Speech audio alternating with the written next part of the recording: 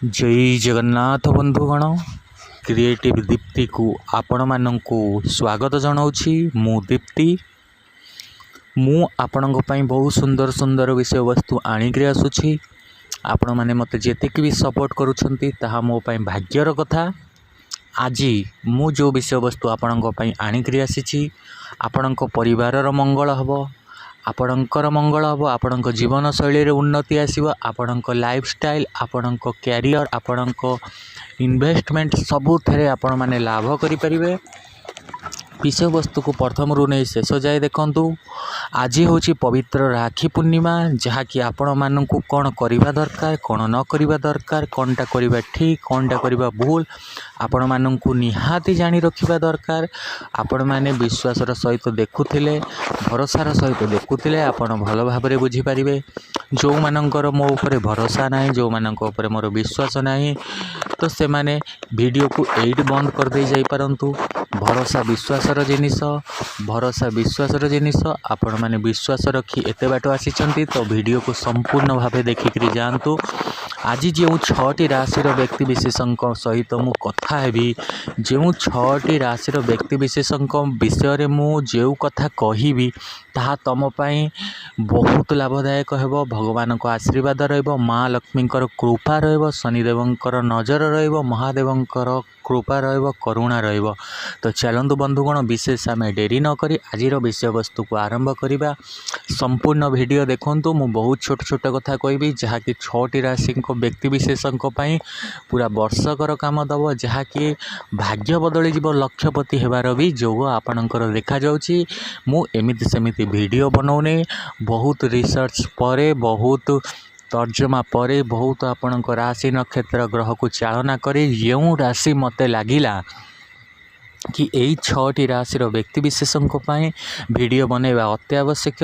तो से मु वीडियो आपणों आणिक आसी। तो विशेष आम डेरी न करी, वीडियो बेसी लंबा न करी, आम सर्टकट रे जेते संभव आम विषय वस्तु आरंभ करवा। वीडियो को संपूर्ण देखा अनुरोध। चैनल रे नुआ आसथिले सब्सक्राइब करनियंतु, बेल आइकन को 100% प्रेस करंतु, वीडियो को गोटे लाइक करंतु। आ मु आपणों सहित अच्छी, आपणकर असुविधा मते कमेंट रे जणांतु, मु आपणों जनइबी। आज जो 6टी राशि व्यक्ति विशेषों सहित कथा हवा, से राशि मानकर मुझे ना नहीं जाऊँगी। प्रथम हूँ कुंभ राशि, द्वितीय रे मीन राशि, तृतीय रे तुला राशि, चतुर्थ रे कर्कट राशि, पंचम रे हूँ वृष राशि। यही 5टी राशि अति धनी हेबार जोग जहाँकि तांकर रहुची। तो से एमिति कार्य कौन करिवे, एमिति कौन करूछंती, तांको लाइफ रे एमिति कौन घटीची आ घटिबाकू जाउछी, मु आपनकू हिंट्स रे माने अल्प के जणाई देउछि, जहाँकि से माने निजको सुधारी दियंतु आ निजे जो काम करूछंती ताकू बदले दियंतु। हुए तो तांको लाइफ रे नुआ किछि आलोकर जिनिस आसी पारे, जहाँकि तांको लाइफ रे बहुत चेंजेस आसी पारे। तो चलंतु आमे प्रथमे कुंभ राशि व्यक्ति विशेष मान सहित आम आलोचना करवा, तांको विषय कथा हेबा, तांकर कौन असुविधा भल मंद घटुची आम अल्प के जानिबा। धीरे धीरे आम 5टी राशि को कभर करवा, तांकर भल मंद आ कौन काली एमिति कौन करवा निहाती दरकार मु वीडियोर शेष रे कहबी, हेई पारे मझिरे भी कहि पारे। तो आपण को कौन करवा दरकार, कौन न करवा दरकार संपूर्ण भाव देखिले आपण माने जानि परिबे। तो कुंभ राशि व्यक्ति विशेष माने ध्यानपूर्वक सहित विषय वस्तु को शुणु। सूर्य आउ मंगल आपणकर 2 नंबर घरे अवस्थान करिसेंती, आ केतु आपणकर 8 नंबर घरे अवस्थान करिसेंती। जेतेबेले सूर्य आउ मंगल आपणकर 2 नंबर घरे अवस्थान करुछंती, आपणकर धनर मात्रा बढ़िबो। केतु जेतेबेले आपणकर 8 नंबर घरे अवस्थान करुछंती, आपणकर आर्थिक स्थिति, पारिवारिक स्थिति बहुत सुदृढ़ रहिबो। तापाई जो कार्य दरकार मु वीडियोर मझिरे कहबी, आपण एतिकी मानि रखंतु कि आपणकर केतु बहुत स्ट्रॉन्ग अच्छी। ଅଛି ମାନେ ଧନ ବଢ଼ିବାର ଯୋଗ ଯାହାକି ଭଲ ଭାବରେ ଦେଖାଯାଉଛି। ଆପଣ ମା ଲକ୍ଷ୍ମୀଙ୍କର ଆଶୀର୍ବାଦ ପାଇ ଆପଣଙ୍କୁ କ'ଣ କରିବାକୁ ପଡ଼ିବ ମୁଁ ଆପଣଙ୍କୁ କହିବି।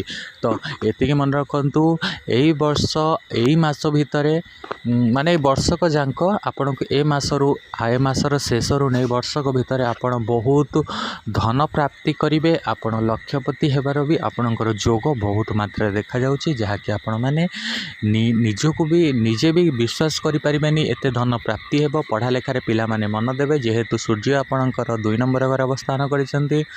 ମଙ୍ଗଳଙ୍କ ସହିତ ଟ୍ରାଞ୍ଜେକ୍ଟ ହେଇକରି ଆପଣଙ୍କର ଲାଇଫକୁ ଆଗକୁ ବଢ଼ାଇବାକୁ ସଫଳ କରିବେ। କେତୁ ଆପଣଙ୍କୁ ବାଧାପ୍ରାପ୍ତ କରିପାରନ୍ତି, ସେଥିପାଇଁ ଶନିଦେବଙ୍କର ଆଶୀର୍ବାଦ ନିହାତି ଜରୁରୀ। ଆପଣଙ୍କର ଗ୍ରହ ପରିବର୍ତ୍ତନ ହେବ। ଆସନ୍ତା ମାସ 15 ତାରିଖରେ ଗ୍ରହ ପରିବର୍ତ୍ତନ ହେବ। ସୂର୍ଯ୍ୟ ଯେତେବେଳେ 3 ନମ୍ବର ଘରକୁ ଯିବେ ସେତେବେଳେ ଆପଣଙ୍କର ଲାଇଫ୍ ବହୁତ ସୁନ୍ଦର ରହିବ। ବହୁତ କିଛି ଜିନିଷ ଆପଣ ଜାଣିପାରିବେ। ମହାଲକ୍ଷ୍ମୀଙ୍କ କୃପା ଆରାଧନା କରନ୍ତୁ, ମହାଲକ୍ଷ୍ମୀଙ୍କ ପୂଜାପାଠ କରନ୍ତୁ, ଲକ୍ଷ୍ମୀଙ୍କ ମୂର୍ତ୍ତି ଘରେ ସ୍ଥାପନ କରି ଆପଣମାନେ ତାଙ୍କ କୃପା ପାଇପାରିବେ ଆଉ ତାଙ୍କର ଆଶୀର୍ବାଦ ଆପଣ ପାଇପାରିବେ। ଯେପର୍ଯ୍ୟନ୍ତ ମହାଲକ୍ଷ୍ମୀଙ୍କର ଆଶୀର୍ବାଦ ନ ହେଇଛି ଆପଣମାନେ ଧନ ପ୍ରାପ୍ତି କରିପାରିବେନି। ଆପଣଙ୍କ ହେଲ୍ଥ ଏ ମାସରେ ଆଉ କାଲି ବହୁତ ସୁନ୍ଦର ରହିବ। ଆପଣ କେଉଁଠି ଯିବା ଆସିବା ସମୟରେ ଯାନବାହନରେ ନିଜକୁ ସମ୍ଭାଳିକି ରଖନ୍ତୁ। ବହୁତ ସୁନ୍ଦର ଆପଣଙ୍କ ଦିନ କାଟିବ, ଆପଣ ଟେନସନ୍ ନିଅନ୍ତୁନି। ତ ଏଇ ରହିଲା କୁମ୍ଭ ରାଶିର ବ୍ୟକ୍ତିବିଶେଷଙ୍କ ପାଇଁ। ତ ଆମେ ଏବେ କଥା ହେବା ମୀନ ରାଶିର ବ୍ୟକ୍ତିବିଶେଷଙ୍କ ଉପରେ।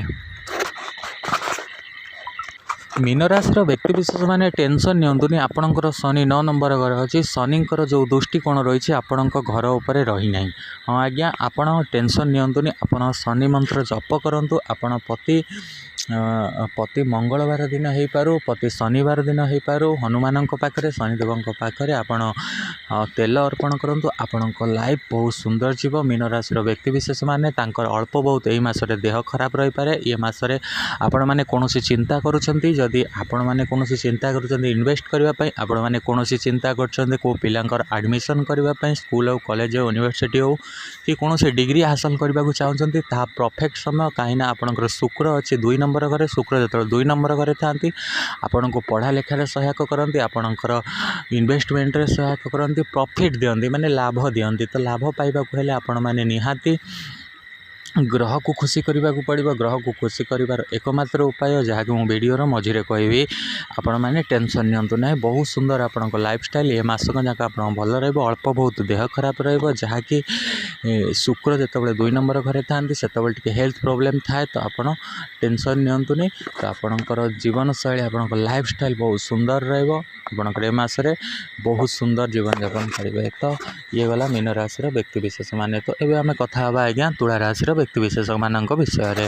ତ ଚାଲନ୍ତୁ ବନ୍ଧୁଗଣ, ତୁଳା ରାଶିର ବ୍ୟକ୍ତିବିଶେଷମାନଙ୍କ ବିଷୟରେ ଆଲୋଚନା କରିବା।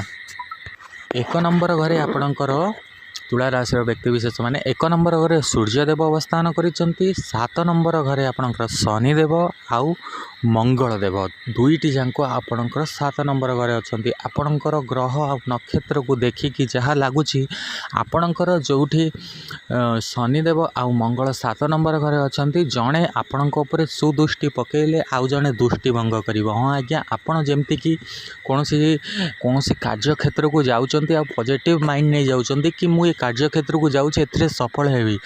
କାମ ତ ଠିକ୍ କରୁଛନ୍ତି, ସଫଳ ତ ଠିକ୍ ହେବେ, ହେଲେ କ'ଣ ହେବ ଠିକ୍ ସମୟରେ ବିଗିଡ଼ିଯିବ। ଆପଣଙ୍କ ସଫଳ ବିଫଳରେ ପରିଣତ ହୋଇଯିବ। ମହାଲକ୍ଷ୍ମୀଙ୍କର କୃପା ଆପଣଙ୍କ ଉପରେ ଅଛି, ଆପଣଙ୍କ ପରିବାର ଉପରେ ଅଛି। ଶନିଦେବଙ୍କର ଦୃଷ୍ଟିଗୋଚର ବହୁତ ଅଛି, ଆପଣଙ୍କ ଉପରେ ଆଶୀର୍ବାଦ ଅଛି। ଆପଣ ଯେମିତି ପୂର୍ବରୁ ଯେଉଁ କାମ କରିଥିଲେ, ଯେମିତି କି ଯେକୌଣସି କାହାକୁ ସାକ୍ଷାତ କରିବାକୁ ଯାଇଥିଲେ, ଆପଣ ନିଜକୁ ପଚାରନ୍ତୁ ଯାହାକୁ ଆପଣ ଧୋକା ଦେଇଛନ୍ତି, କହିବା ତ ଠିକ୍ ହେଉନି, ଆପଣ ଯାହାକୁ ଧୋକା ଦେଇଛନ୍ତି ତାଙ୍କୁ ଭୁଲ ମାଗି ନିଅନ୍ତୁ। ସେମାନେ ଯଦି ଭୁଲକୁ ଏକ୍ସପେକ୍ଟ କରିନେଲେ, ଗ୍ରହଣ କରିନେଲେ, ତ ଆପଣଙ୍କ ଲାଇଫ୍ ବହୁତ ସୁନ୍ଦର ରହିବ। ସେମାନଙ୍କର କୌଣସି ପ୍ରକାର ମିଛ କହିଛନ୍ତି, କାହାକୁ କୌଣସି ପ୍ରକାର ଧୋକା ଦେଇଛନ୍ତି ତୁଳା ରାଶି ବାଲା, ତ ଯିଏ କରିଥିବେ ସେମାନେ ନିହାତି ଜାଣିବେ। 25 ତାରିଖରୁ ସେପ୍ଟେମ୍ବର ମାସ ସମ୍ପୂର୍ଣ୍ଣ, ଅଗଷ୍ଟ 25ରୁ ସେପ୍ଟେମ୍ବର ମାସ ପୁରା ସମ୍ପୂର୍ଣ୍ଣ ଆପଣଙ୍କର ଧନ ପ୍ରାପ୍ତିର ଯୋଗ ରହିଛି। ଆପଣ ଯେଉଁଠି ଇନଭେଷ୍ଟମେଣ୍ଟ କରିବେ ଶନିବାର ଦିନ ଶନିଦେବଙ୍କୁ ତେଲ ଆଉ ଘିଅ ଅର୍ପଣ କରନ୍ତୁ। ତାଙ୍କୁ କିଛି ମିଠା ଖାଦ୍ୟ ଅର୍ପଣ କରନ୍ତୁ। ପ୍ରସାଦ ସେବନ ନିଜେ କରନ୍ତୁ, ପରିବାରଙ୍କୁ ଖୁଆନ୍ତୁ। ଆଉ ଯେକୌଣସି ଦେଖନ୍ତୁ ଘରର ଆଖପାଖରେ ଯଦି ବିଲେଇ ବୁଲୁଛନ୍ତି ତାଙ୍କୁ କିଛି ଖାଇବାକୁ ଦିଅନ୍ତୁ, ପଶୁପକ୍ଷୀଙ୍କୁ କିଛି ଖାଇବାକୁ ଦିଅନ୍ତୁ, ଗୋମାତାଙ୍କୁ କାଲି ସେବା କରନ୍ତୁ। କାଲି ହେଉଛି ପବିତ୍ର ରାକ୍ଷୀ ପୂର୍ଣ୍ଣିମା। ଗୋମାତାକୁ ସେବା କରନ୍ତୁ। ଗୋମାତାଙ୍କୁ କିଛି ମିଠା ଜିନିଷ, ଗୁଡ଼, କଦଳୀ ହେଉ, କ୍ଷୀର ହେଉ, କ୍ଷୀର ନୁହଁ ତ କ୍ଷୀରରେ ବନା ହୋଇଥିବା କ୍ଷୀରି ଆପଣମାନେ ତାଙ୍କୁ ଖାଇବାକୁ ଦେଇପାରିବେ। ତାଙ୍କର ଆଶୀର୍ବାଦ ରହିଲେ ଆପଣଙ୍କୁ ଯେଉଁ କାମରେ ହାତ ଦେବେ, କାହିଁକିନା ଆପଣଙ୍କର ଟ୍ୟାଞ୍ଜେଡ଼ ଏମିତି ହେଉଛି ତୁଳା ରାଶିରେ ଯାହାକି ଅତି ଭୟଙ୍କର ଆଉ ଅତି ବହୁତ ସୁନ୍ଦର। ଦୁଇଟା ଜିନିଷ ହେଉଛି ଆପଣଙ୍କର ବହୁତ କୋଇନ୍ସିଡେଣ୍ଟଲି ହୁଏ। ଆପଣଙ୍କର ହେଉଛି ଗ୍ରହ ପରିବର୍ତ୍ତନ ପରେ ଆପଣ ସମ୍ପୂର୍ଣ୍ଣ ଭାବେ ଜାଣିପାରିବେ, କୌଣସି ଅସୁବିଧା ହୋଇପାରିବନି। ଭଲ ବି ଆଗକୁ ଯାଇ ଆପଣଙ୍କର ବହୁତ ସୁନ୍ଦର ହୋଇପାରିବ। ଏ ମାସରେ ଆପଣଙ୍କୁ ଧନ ଇନଭେଷ୍ଟ କରୁଛନ୍ତି, ବହୁତ ସୁନ୍ଦର ରହିବ। ପାଠପଢ଼ାରେ ପିଲାମାନେ ଆଗକୁ ବଢ଼ିବେ। ହେଲ୍ଥ ଆପଣଙ୍କର ଅଳ୍ପ ବହୁତ ପେଟ ବିନ୍ଧା, ଯେମିତିକି ଆଣ୍ଠୁ ଗଣ୍ଠି ବିନ୍ଧା ଏସବୁ ରହିବ। ଅଦରୱାଇଜ୍ ବହୁତ ସୁନ୍ଦର ଆପଣଙ୍କର ଏ ମାସ, ଗତ ମାସ ବି ଆପଣଙ୍କର ବହୁତ ସୁନ୍ଦର କଟିବ। ତ ଚାଲନ୍ତୁ ଏବେ ତୁଳା ରାଶିର ବ୍ୟକ୍ତିବିଶେଷମାନଙ୍କ ବିଷୟରେ ମୁଁ ବୁଝେଇଦେଲି। ଏବେ ଆମେ କଥା ହେବା କର୍କଟ ରାଶିର ବ୍ୟକ୍ତିବିଶେଷମାନେ। ଶୁକ୍ର ଆପଣଙ୍କର 3 ନମ୍ବର ଘରେ ଅବସ୍ଥାନ କରିଛନ୍ତି ଆଉ ଆପଣଙ୍କର ରାହୁ ଆପଣଙ୍କର 1 ନମ୍ବର ଘରେ ଅବସ୍ଥାନ କରିଛନ୍ତି। ଏମିତି କିଛି ଘଟଣା ଘଟିଛି ଯାହାକି ଆପଣଙ୍କ ମନକୁ ବହୁତ ମାତ୍ରାରେ ଆଘାତ କରିଛି ଏହି ମାସରେ। ହଁ ଆଜ୍ଞା, ମୁଁ ମିଛ କହୁନି। ଆପଣ ଯଦି ମିଛ ଭାବୁଛନ୍ତି ତାହେଲେ ଭିଡ଼ିଓକୁ ସ୍କିପ୍ କରି ଯାଇପାରନ୍ତୁ। ଏମିତି କିଛି ଘଟଣା ଘଟିଛି ଯାହାକି ଆପଣଙ୍କୁ ଏହି ମାସ ଭିତରେ ଏମିତି କିଛି ଘଟଣା ଘଟିଛି, ଆପଣଙ୍କ ମନକୁ ସେ ବାଧା ଦେଇଛନ୍ତି, ଆପଣଙ୍କୁ କଷ୍ଟ ଦେଇଛନ୍ତି। ଆପଣଙ୍କ ଟଙ୍କା ନେଇଥାନ୍ତୁ, ଫେରେଇ ନଥାନ୍ତୁ, କି ଏମିତି କିଛି ଆପଣଙ୍କୁ ଆଘାତ ଦେଇଛନ୍ତି, ସେ ରିଏଲାଇଜ୍ କରିବେ ଏହି ମାସ ଭିତରେ। ଆପଣଙ୍କୁ ସାକ୍ଷାତ ବି କରିବେ। ଟେନସନ୍ ନିଅନ୍ତୁ ନାହିଁ। ଯାହା କିଛି ହେଇଛି ସେଇଟା ବହୁତ ସମ୍ପୂର୍ଣ୍ଣ ଭାବେ ସହଯୋଗରେ ସେ ସମ୍ପୂର୍ଣ୍ଣ ଭାବେ ସ୍ଥିର ହୋଇଯିବ। ଆପଣ ନୂଆ ପ୍ରସ୍ତାବ କେଉଁଠି ସମ୍ବନ୍ଧ ବନେଇ ପାରନ୍ତି। ନୂଆ ଜିନିଷ ଆପଣ କିଣିପାରନ୍ତି। ଘର ପାଇଁ ଇଲେକ୍ଟ୍ରୋନିକ୍ସ ଜିନିଷ ହେଉ, କୌଣସି ଗାଡ଼ି ମଟର ହେଉ, କୌଣସି ଜିନିଷ କିଣିପାରନ୍ତି। ଆପଣଙ୍କ ଲାଇଫ୍ଟା ବହୁତ ସୁନ୍ଦର ରହିବ। ଆପଣ ଯେଉଁଠି ଧନ ଇନଭେଷ୍ଟ କରୁଛନ୍ତି ଚିନ୍ତା କରି କରନ୍ତୁ, କାହିଁକିନା ଧନ ଆପଣ ଇନଭେଷ୍ଟ କରୁଛନ୍ତି, ହେଲେ ରିଟର୍ଣ୍ଣ ପାଇବେ ନ ପାଇବେ ଆପଣ ତା'ର କୌଣସି ସୀମା ନଥିଲା ଆଉ ନାହିଁ ବି। ଏବେ ଆପଣ ଯଦି କୌଣସି ଇନଭେଷ୍ଟମେଣ୍ଟ କରିବାକୁ ଚାହୁଁଛନ୍ତି, କେଉଁଠି ପଇସା ଲଗାଇବାକୁ ଚାହୁଁଛନ୍ତି, କିଏ ମାଗୁଛି ଯଦି ଆପଣମାନେ ତାକୁ ଦେଇ ଦେଉଛନ୍ତି, ତାହେଲେ ଏ ମାସରେ ଦିଅନ୍ତୁନି। ନେକ୍ସଟ ମାସ 10 ତାରିଖ ପରଠାରୁ, ମାନେ ସେପ୍ଟେମ୍ବର ମାସ 10 ତାରିଖ ପରଠାରୁ ଦିଅନ୍ତୁ। ଯେତେବେଳେ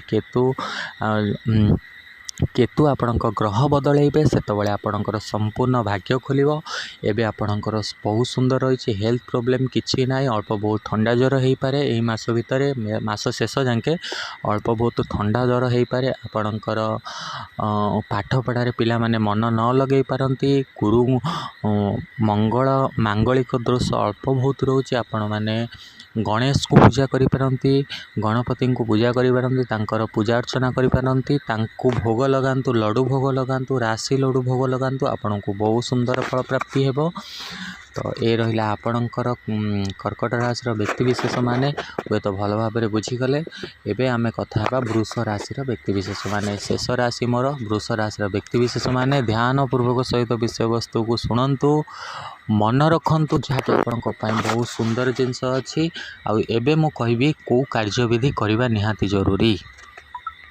ବୃଷ ରାଶିର ବ୍ୟକ୍ତିବିଶେଷମାନେ ଧ୍ୟାନପୂର୍ବକ ସହିତ ବିଷୟବସ୍ତୁକୁ ଶୁଣନ୍ତୁ। ଆପଣଙ୍କର ସୂର୍ଯ୍ୟ 5 ନମ୍ବର ଘରେ ଅବସ୍ଥାନ କରୁଛନ୍ତି, କେତୁ 3 ନମ୍ବର ଘରେ, ଶନିଦେବ 7 ନମ୍ବର ଘରେ ଅବସ୍ଥାନ କରି ଆପଣଙ୍କୁ ଆଶୀର୍ବାଦ ଦେଉଛନ୍ତି, ଯାହାକି ମହାଲକ୍ଷ୍ମୀଙ୍କର କୃପା ଆପଣଙ୍କ ଉପରେ ସଦାସର୍ବଦା ବର୍ଷି ରହିଛି, ଆଗକୁ ମଧ୍ୟ ବର୍ଷି ରହିବ। ଆପଣମାନେ ଘରେ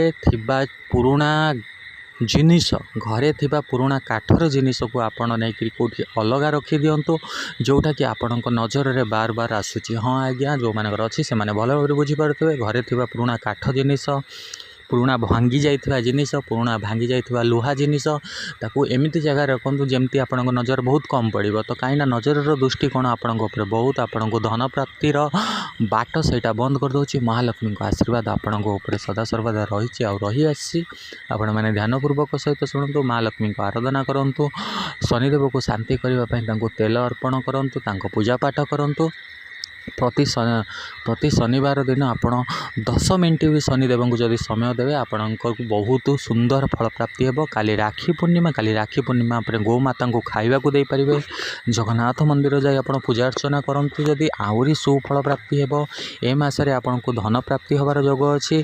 ए मासरे आपण गोटे बड़ बिजनेस डील फाइनल कर देबे। आपण जोटा कि बहुत दिन हैला सेटा फाइनल हे पनथला सेटा हे जिवो। हुए तो आपण कोठी काहा को टंका पाइबार अछि आपण को से मिली जिवो। कोठी आपण जदि टंका इन्वेस्ट करिवे द ए मासर शेष रे 30 तारिख परठारु 31 तारिख 30 31 आ 1 तारिख भितर आपण इन्वेस्टमेंट करि परिबे। आपण को पई बहुत सुंदर रही छी।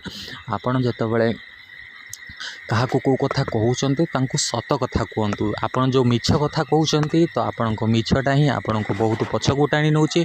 हाँ आज्ञा आमे जो कथा सब कहउचे आमे जहा को सत कहउचे का को मिछ कहउचे सेटा हम ग्रह नक्षत्र को नहीं आम ऊपर प्रभाव पड़ुचे। एटा आमे माने निहाती जानी रखिबा उचित। ए कथा केई कहा को कहंती नाही। वीडियो बेसी लंबा हो जाउची। आजिर कथा होउची जो राशि मानक 6टी राशि रो 5टी राशि रो व्यक्ति विशेष मानक विषय मु कहिली तांको मु खाली गोटे कथा कहबा पई चाहूची। काली राखी पूर्णिमा रे आपण गोटे काम करंतु।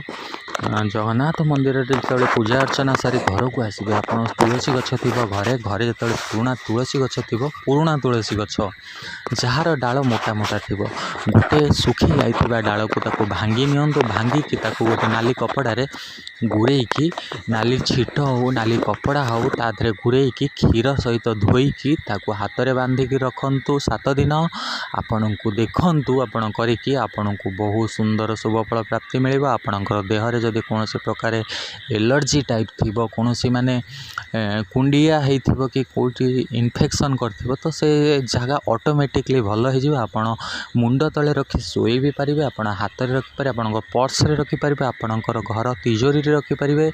आपण गडरेज रे रखि पारिबे। जोटी धन टंका रुहे सेठी भी रखि पारिबे। तो आपणकर धन प्राप्तिर जोग भी रही। यहीटा हूँ बहुत जिनस बहुत सुंदर जिनस आपण मन रखु आपण को बहुत सुंदर फल प्राप्ति देव। तो आज एति रखुच्छी। वीडियो संपूर्ण देखी आप बुझीपारे। जदि वीडियो अधा अधा देखी थे ताहले आपण बुझीपारे ना। मत विद्या दिंतु मुझे देखा आपण सहित अन्य एक विषय वस्तु से जाके जय जगन्नाथ चैनल को सब्सक्राइब कर रखु। गोटे सुंदर छोटिया कमेंट कर दिंतु। मुझे प्रतिदिन वीडियो आणिक आसुच्छी। Thank you so much.